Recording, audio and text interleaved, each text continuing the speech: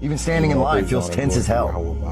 Everyone's burnt out. Everyone's jealous of something. Everyone's mad at life and taking it out on strangers. And honestly, it's getting obvious, real obvious. The energy is shifting, and not in a good way. People are turning cold, quick. And if you've been paying attention, you've seen it too. I don't know what the hell is happening lately, but... All right, Salak, if I mispronounced that. But terrifying moments outside Boston. A man with an assault-style rifle opening fire on this busy highway around lunchtime, randomly pointing at traffic near Harvard University. People running for their lives, others hiding in their vehicles. I tried to crawl underneath the seats, and then I saw that it was getting closer and closer, and I could see him coming, so I crawled out of the van. Two men in their cars were hit, suffering life-threatening injuries. Police saying the gunman fired up to 60 shots, at one point seen smashing this car window. I opened my car door to peek out to see what was going on, and the shooter was right there. He was aimed right at me. Was it like rapid fire, like a... Rapid, like pow, pow, pow, pow, pow, pow, pow, pow, pow. A state trooper and a Marine veteran were nearby and jumped into action, shooting the suspect. Went towards the suspect with their weapons to try to end that situation. Perilous times. Let's get that word peril or perilous real quick, and then we're going to go ahead and, I didn't mean to click on that, and then we're going to go ahead and get the scripture, etymology. Let's go ahead and get that word peril or perilous, or both works is fine. Perilous, peril. It says danger, risk, hazard, jeopardy, exposure of person or property to injury, loss, or destruction. All right, danger. All right, so pretty much dangerous, very dangerous times that we're living in right now. You know, and it's manifesting, or the fact that you need the Lord Yahawah BAHASHAM YAHAWASHI. The fact that that feeling is manifesting even more and more. That need of the Lord Yahawah BAHASHAM YAHAWASHI. When you look at the stories of the Bible, pretty much when it came to Israelites, the Lord demanded us to fear, right? The only way you legitimately get that feeling of fear, right, is, and you have to be in perilous times, or else you're not going to really fear. You're not going to really feel like that. Everybody needs a form of fear, no matter what. I'm talking about everybody, all of us, men, women, children, all of us need some form of fear, at least in this society. And really, even in the kingdom, even though we're not going to really be fearing much, we're going to fear the Lord, but it's not going to be that same fear that we have today, right? It's going to be like a peaceful, righteous sort of fear. It's going to be more of that belief, right? But in order to stay on track, right? In order to stay on track, everybody needs fear. In order for you to fear the Lord, there has to be something happening, or else, like I said, if you're in a state of mirth, right, you're not going to do it. And it only makes sense why the Lord is getting ready to start escalating things, because he's going to really start. He's doing it. He's demanding it now. He always has demanded fear, but he's really getting ready to start demanding everybody on this planet to fear the Lord, to fear him, to fear the Lord Yahawah BAHASHAM YAHAWASHI. That's what's getting ready to be a straight up requirement, man. Right? So the section is titled "Difficult Times Will Come," and again, we are most definitely in those difficult times. I mean, you look at the prices of everything. You look at the prices of I guess everybody's talking about gas prices now, right? Which is at an all-time high. Right? You look at the price of everything is just really just extremely high, right? So this is the book of 2 Timothy chapter 3, verse 1. This know also that in the last days perilous times shall come. And we are most definitely in the last days. And we're not the only ones saying that at this point. All right. And we don't look so crazy even saying it. You know, there are tons and tons of people on this earth that are saying the same thing, that we are most definitely in the last times. Everybody sees it. Everybody can see it. All right. This is not a secret anymore. This is not a secret. All right. Verse 2. For men shall be lovers of their own. Let's get this in a I'm just kind of curious to see what this says in the NLT, right? You should know this, Timothy, that in the last days there will be very difficult times, for people will love only themselves and their money. So in the beginning of that video that I showed, well, with the brother that posted, the Edomite, or what seemed to be Edomite in the beginning, he was talking about how everybody's just cold, and that's why. And I would imagine that's why that brother did that, titled it that, because that's a scripture. Everybody's going to, love of many is going to wax cold. And that's what this is right here. Everybody's going to only love themselves. Everybody's going to be selfish.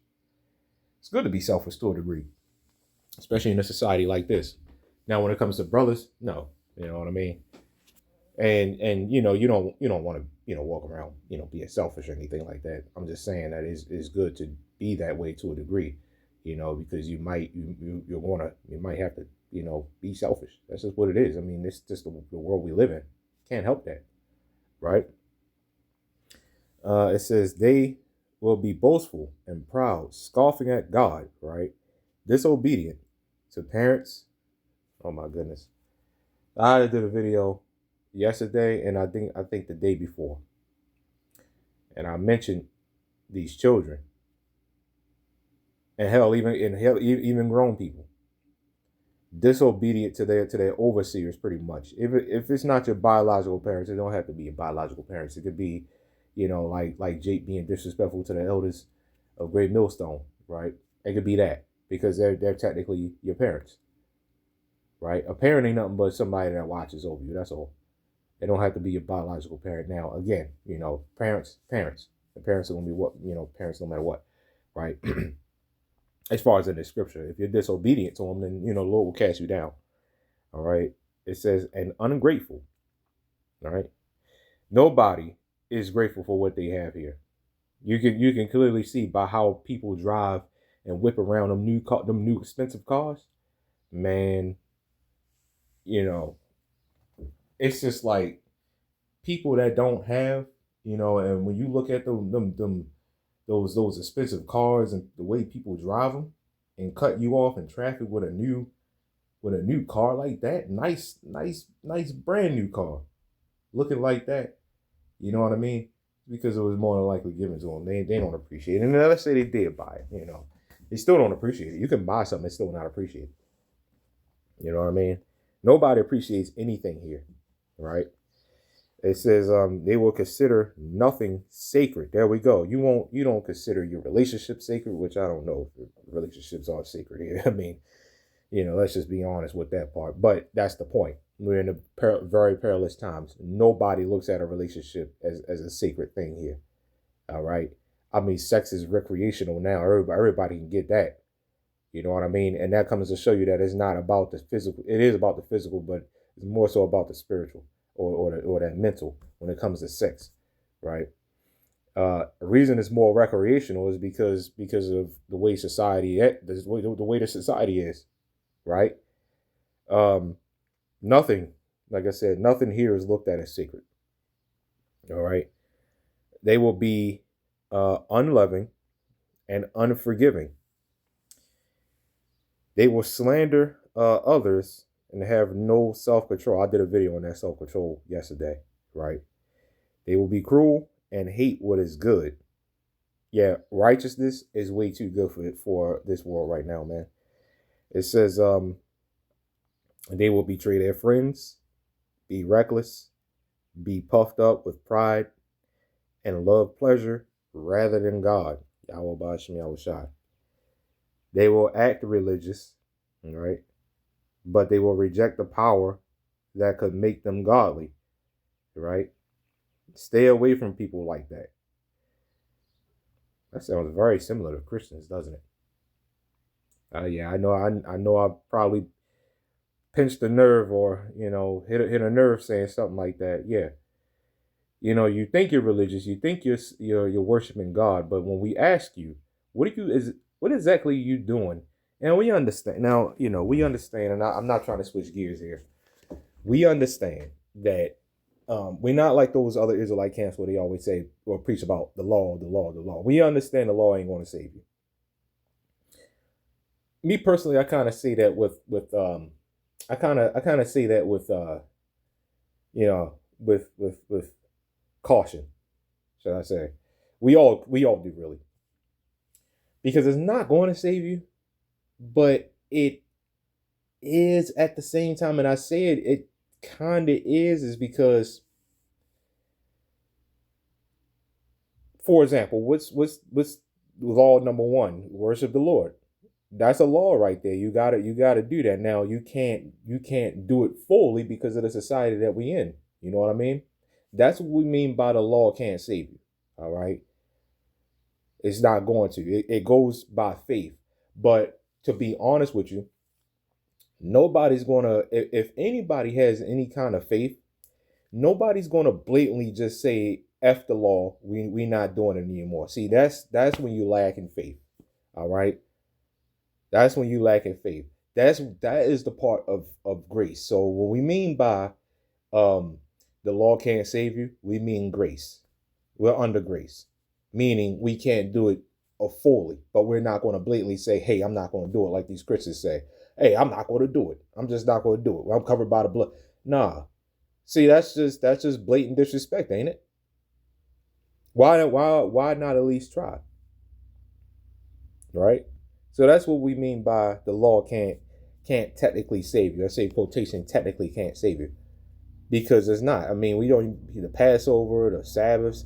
How many people we know in the Israelite movement, so-called Israelite movement, kept Sabbaths, kept Passovers for like 15, 20 years straight and are gone. Right? It goes by faith. But it doesn't mean forget about the law either.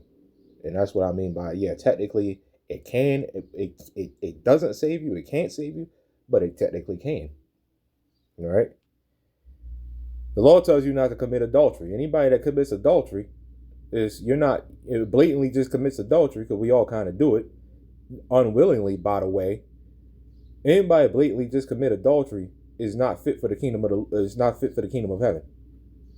That's a law, by the way. Can that save you? Yeah. Will it? Not technically, because like I said, everybody commits adultery. We all do. I mean, because what I mean by that, adultery could be a couple things. Worshiping other gods, which we all kind of do to a degree. I mean, hell, look at the society that we in. We all kind of have to a certain degree, right? The women wear what they wear. And they're more than likely married, and you looking at her, you staring at her ass and stuff, and it's just like, yeah, she's more than likely married. I'm not purposely doing it. That's just a male trait. That's just what it is. I'm not purposely doing it though. It's just the society that we in, right? We're not living in a society where women are dressed in modest apparel. We not in that. All right, so I just wanted to point that out real quick. Anyway, it says they are the kind who work their way into people's homes and win the confidence of vulnerable women who are burdened with the guilt of sin and controlled by various desires. Right. It says such women are forever following new teachings, but they are never able to understand the truth. All right, so that's pretty much all that I have on this. The main point was verse 1 through, I want to say, about 4. All right, now you can also read Matthew 24, and the love of many is going to wax cold. I'm quite sure that brother put that out in that video, because that's literally the title. Right? So That's all I got on this, man. Giving all praise, honor, glory to Yahawah, BAHASHAM, YAHAWASHI, BAHASHAM, Rakhakwada, Shalom.